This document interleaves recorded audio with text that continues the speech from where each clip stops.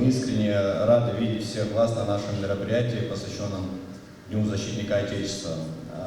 23 февраля ассоциируется прежде всего с мужеством и стойкостью человеческого характера, силой духа и преданностью Родине. Это праздник патриотизма, гражданственности, преемственности поколений.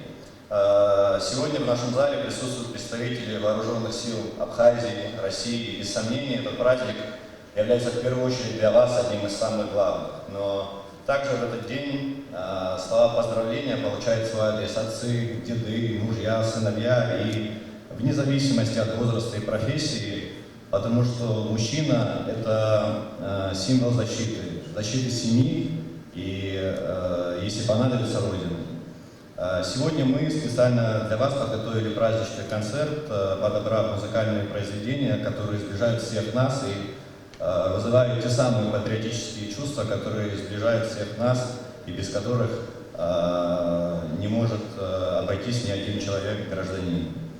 От лица правительства Москвы позвольте поздравить всех вас, защитников Отечества, и пожелать вам мирного неба, успеха во всех начинаниях, крепкого тыла и здоровья всем вам и вашим близким. С праздником, дорогие друзья!